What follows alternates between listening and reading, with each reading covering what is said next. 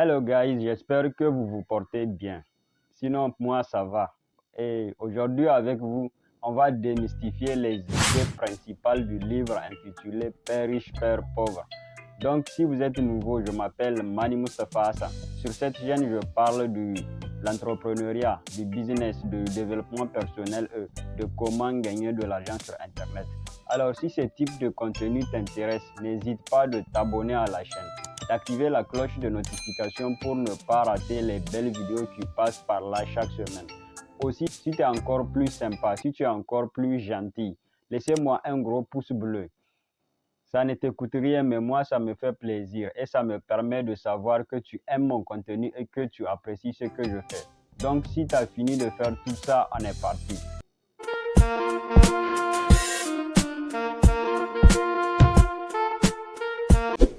Alors, pour les personnes qui n'ont pas encore mis la main sur l'ouvrage Père riche, Père pauvre, le Père riche, Père pauvre est d'abord le premier ouvrage de Robert Kiyosaki, un ouvrage de la finance personnelle publié en 1997.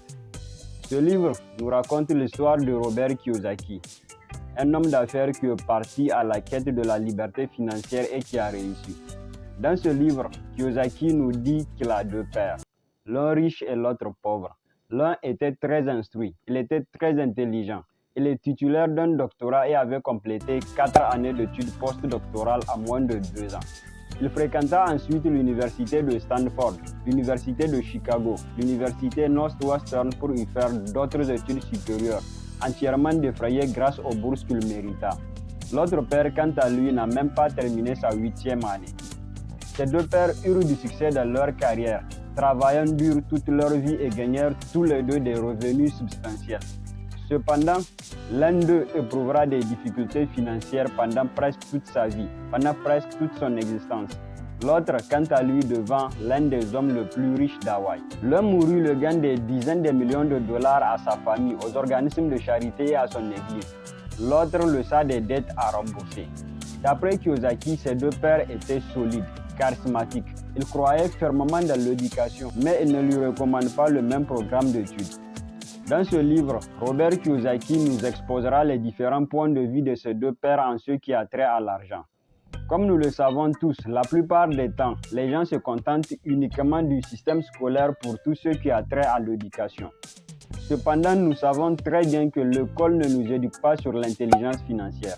L'école nous apprend uniquement à devenir des employés afin d'occuper une place bien déterminée dans une entreprise.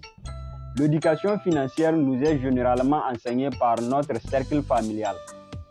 Mais malheureusement, la plupart des familles enseignent à leurs enfants à être pauvres. Ce n'est pas par manque d'amour pour leurs enfants cependant. Cela est uniquement dû à un manque de connaissances sur le sujet, car très peu de gens connaissent le mécanisme de l'argent. Alors, comment s'éduquer financièrement, me diriez-vous? Si comme moi, vous n'avez pas de père riche, je vous conseille de lire les ouvrages de Robert Kiyosaki, de George S. Clason, Herb Ecker et ceux de Napoléon Hill. Vous aurez une bien meilleure compréhension du mécanisme de l'argent avec ces auteurs. Et je vous rassure que ces mécanismes ne sont pas difficiles à appréhender. Et c'est d'ailleurs ce que nous allons découvrir dans cette vidéo. Aujourd'hui, dans cette vidéo, je vais vous partager, vous démystifier les 5 idées principales du livre intitulé Père riche, Père pauvre. Donc restez branchés. Et avant de commencer, abonnez-vous à la chaîne et activez la cloche de notification pour ne plus rater les prochaines vidéos. Si c'est fait, passons à la première idée qui est celle de comprendre le concept de l'actif et du passif. La toute première idée principale de ce livre intitulé Père riche, Père pauvre est celle de comprendre le concept de l'actif et du passif. Beaucoup de personnes n'arrivent pas à comprendre le concept de l'actif et du passif, alors que la compréhension de ces deux concepts est ce qui détermine si vous allez atteindre votre réussite financière ou pas. C'est la base de votre réussite financière. Donc c'est pourquoi avant de commencer, je vais demander aux personnes qui ont étudié soit la comptabilité ou la gestion des entreprises de mettre en veille certaines de leurs connaissances et de leurs croyances. Parce que d'après ce qu'on nous a tous enseigné en comptabilité financière et à la gestion des entreprises, un actif est tout simplement ce que nous avons en notre possession ou ce qu'une entreprise a sous son contrôle. Par exemple, il peut s'agir de ton téléphone Android, ton ordinateur, ta moto, ta maison, etc. Tout ça, ce sont des actifs. Un passif, quant à lui, est l'ensemble des ressources financières qui nous a permis d'acheter ces actifs-là, comme notre salaire, des emprunts et des dettes financières, etc. Donc, contrairement à tout ça, pour la faire simple, Robert Kiyosaki nous a bien expliqué que un actif est tout simplement quelque chose qui nous rapporte de l'argent, quelque chose qui nous fait gagner de l'argent, alors qu'un passif est quelque chose qui nous coûte de l'argent, c'est-à-dire quelque chose qui fait en sorte que l'argent sort de notre poche. Quand on y pense, tout ce qui nous entoure est soit un actif ou un passif. Si vous avez une voiture par exemple, vous aurez des charges comme la taxe immobilière, les frais de réparation, les frais de carburant, etc. Elles vous coûtent de l'argent. Donc votre voiture est un passif. Par contre, si vous en faites un taxi, cette voiture vous rapportera de l'argent chaque mois qui vous permettra de couvrir certaines de vos charges et peut-être même de constituer une petite épargne. C'est dans ce cas-là que votre voiture deviendra un actif. Donc il faut bien comprendre, il faut savoir distinguer un actif d'un passif. Puisque si vous arrivez à faire cette distinction, alors le premier pas à faire est de n'acheter que des actifs et laisser les passifs. Puisque ce sont des actifs qui nous rapportent de l'argent. Si vous achetez des éléments de passifs en pensant que ce sont des actifs, il y a des choses qui vont vous appauvrir. Par exemple, vous achetez des voitures, vous payez chaque jour les frais de réparation, les frais d'entretien, les frais de carburant, etc. Si vous avez une maison, c'est pareil, etc. Donc, ça vous coûte de l'argent. Par contre, si vous changez la donne, si c'est une maison que vous avez, si vous en faites une maison de location, vous gagnerez de l'argent chaque mois qui vous permettrait de couvrir certaines de vos charges et d'avoir une petite épargne. Donc, c'est ça la première idée de ce livre, c'est de comprendre le concept de l'actif et du passif. La deuxième idée est de comprendre l'effet boule de neige. Alors, l'effet boule de neige est une théorie développée par l'un des plus grands investisseurs américains, appelé Warren Buffett. Et cette théorie vous permettra de comprendre le schéma de pensée des personnes pauvres, celles de la classe moyenne et celles qui sont riches. Par exemple, vous savez, à un certain moment de la vie, presque tous les hommes travaillent et gagnent des revenus qui leur permettent de survivre. Alors, pour les personnes qui ont une mentalité de pauvre, parce que la pauvreté, c'est une question de mentalité. Pour ceux qui sont pauvres, ils dépensent tout leur argent dans leurs dépenses quotidiennes. Nourriture, loyer, loisirs, vacances, etc. Et ils répètent ceci mois après mois, année après année, sans ne jamais rien posséder à long terme. Les gens de la classe moyenne ne sont pas très différents de pauvres. Si ce n'est que la classe moyenne, ils n'achètent que les éléments de passif. Par exemple, une maison, une voiture, etc. Et s'il reste quelque chose, ils constitueront une petite épargne. Les riches, quant à eux, vont commencer à consacrer tout leur temps, leur énergie et une partie de leur salaire à acheter les éléments d'actifs, comme par exemple un taxi, une maison de location, des terrains, etc. Créer une entreprise. Et ce sont ces actifs-là qui, de bout en bout, vont leur permettre de gagner beaucoup d'argent. Parce que, comme nous l'avons vu précédemment, ce sont les actifs qui sont censés nous rapporter de l'argent. Ce sont les actifs qui nous rapportent de l'argent et non les passifs. Donc les riches, eux, ils attaquent directement les éléments d'actifs. Dès qu'ils auront gagné de l'argent, ils achètent des éléments d'actifs. Et ces actifs-là vont à leur tour leur rapporter de l'argent. Plus ces actifs rapportent de l'argent, plus ils achètent d'autres actifs. Et c'est comme ça que les riches deviennent de plus en plus riches. Et les pauvres et la classe moyenne n'évolueront pas ou très peu. En fait, votre salaire de base ne détermine pas votre réussite financière. Vous pouvez gagner jusqu'à 10 000 $ par mois et tout dépenser dans un train de vie luxueux. Villa, voiture de sport, etc. pour ne rien avoir de côté. Par contre, vous pouvez gagner que 3 000 $ par mois et consacrer une partie de votre salaire à l'achat des éléments d'actifs qui vous permettront de générer un revenu supplémentaire. Comme ce que nous a fait comprendre Robert Kiyosaki dans ce livre intitulé Père riche, Père pauvre. Ces deux pères gagnèrent tous les deux un bon salaire. Le père pauvre de Robert Kiyosaki, c'est-à-dire son vrai père, utilisait son salaire pour couvrir ses charges et ses dépenses quotidiennes. Il ne consacrait pas l'argent à l'achat d'actifs. Il se contente seulement de vivre la même vie, mois après mois, année après année, sans ne jamais rien posséder à long terme. Par contre, Le père riche de ce dernier utilisait une partie de son salaire à l'achat des actifs. Et ce sont ces actifs qui lui ont permis de générer un revenu supplémentaire. Ce sont ces actifs qui, de bout à bout, lui ont permis de créer un empire. La troisième idée principale de ce livre est travailler pour apprendre, ne travaillez pas pour de l'argent. Beaucoup de personnes ignorent la vraie signification de la richesse.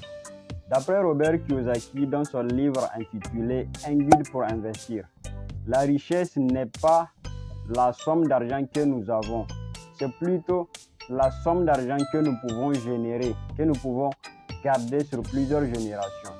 C'est la méconnaissance de cette définition qui fait en sorte que beaucoup de personnes travaillent pour de l'argent et non pour apprendre. Par exemple, si vous êtes un comptable, alors c'est uniquement le domaine de la comptabilité qui vous intéresse et tous les domaines qui tournent tout autour ne vous intéressent pas, ils n'existent pas pour vous. Et ça, c'est très dangereux. C'est très dangereux. Si vous êtes un entrepreneur et si vous êtes acquérir une si grande fortune, alors vous devrez être un polyvalent. Vous devrez avoir beaucoup de connaissances dans plusieurs domaines différents. Par exemple, que ce soit en comptabilité, en fiscalité, en marketing, vente, etc. Donc, c'est la raison pour laquelle le père riche de Robert Kiyosaki a insisté sur le fait que Robert Kiyosaki devrait acquérir plusieurs compétences différentes. De nos jours, demander à une personne qui a la mentalité de pauvre de choisir entre un sac d'argent et un sac plein de livres de la finance personnelle écrits par des vrais entrepreneurs comme Robert Kiyosaki lui-même, Hervé Eker, George S. Clason, Napoléon, etc. Cette personne choisira très probablement le sac qui est plein d'argent. Mais ce qu'ils ne savent pas est que la richesse ne s'installe pas là où l'ignorance règne. Vous pouvez gagner beaucoup d'argent, peut-être à la loterie ou bien suite à un héritage. Mais si vous êtes un novice complet, si vous n'avez pas de connaissances relatives au monde des affaires et à la finance personnelle, alors vous allez très certainement dépenser tout cet argent dans tout et n'importe quoi en un laps de temps relativement court pour au final revenir à votre état financier d'origine. Par contre, si vous êtes une personne intelligente, si vous avez beaucoup de connaissances relatives au monde des affaires et à la finance personnelle, alors vous deviendrez un aimant à fortune parce que votre intelligence, votre connaissance et votre expertise vous ouvriront plusieurs portes vers la fortune. Et une fois l'objectif atteint, une fois riche, vous saurez comment faire pour la faire fructifier et la faire multiplier. Et même s'il arrive par malheur que vous perdez tout votre argent, vous ne perdrez jamais l'ingrédient le plus essentiel, le plus important qui vous a permis d'acquérir cette fortune, c'est-à-dire votre esprit millionnaire. Et c'est un peu ce qui s'est arrivé chez l'ex-président américain Donald Trump. Comme nous le savons, Donald Trump était milliardaire. Il a tout perdu pour ensuite tout regagner et même plus en quelques années. Pourquoi cela se produit-il? C'est parce que bien que Donald Trump a perdu la totalité de son argent, il n'a pas perdu l'ingrédient le plus important qui lui a permis de générer cette fortune, c'est-à-dire son esprit millionnaire. Donc, travaillez toujours pour apprendre et ne travaillez pas pour de l'argent. La quatrième et la dernière idée principale de ce livre, c'est-à-dire Père riche, Père pauvre, est occupez-vous de vos propres affaires. Comme nous le savons, beaucoup de gens sont programmés tôt pour aller à l'école, afin de trouver un emploi par la suite. La réussite financière pour ce type de personnes est d'obtenir un emploi bien rémunéré dans une entreprise. Quand ils obtiennent ces emplois, ils ne font qu'une seule chose. Ils y mettent toute leur énergie, leur travail acharné et leur connaissance à faire ce boulot-là afin de gagner un salaire mensuel. Ils répètent ceci mois après mois, année après année, sans ne jamais rien posséder à long terme. Ce que ce type de personnes ignorent est que, à la fin de leur contrat, ils devront partir et laisser tout derrière eux. En d'autres termes, ils ne sont pas en train de s'occuper de leurs propres affaires, mais plutôt des affaires de leur patron. C'est ce qui fait en sorte que beaucoup de personnes à la fin de leur contrat se retrouvent les mains vides parce que tout le travail qu'ils ont eu à faire dans les entreprises dans lesquelles ils ont travaillé, ce n'était pas pour assurer leur liberté financière, mais plutôt la liberté financière de propriétaires de leurs entreprises. Par conséquent, si vous travaillez et que vous gagnez un bon salaire, pensez à investir une partie de votre argent, créer des entreprises, monter des business. Cela vous permettra de générer des revenus supplémentaires. Et même après, à la fin de votre contrat, vous aurez vos propres affaires qui vous permettront de vivre la vie que vous souhaitez. Ici marque la fin de cette vidéo et j'espère que cette dernière vous a plu. Si tel est le cas, n'hésitez pas de vous abonner à la chaîne, d'activer la cloche de notification pour ne pas rater les belles vidéos qui passent par là chaque semaine. Aussi, si vous êtes encore plus sympa, laissez-moi un gros pouce bleu, car ça va me permettre de savoir que tu apprécies mon contenu et que tu aimes ce que je fais. Donc, comme d'habitude, c'était Mani Mustafa Hassan. Passez à l'action, car la réussite ne se rêve pas, elle se paye.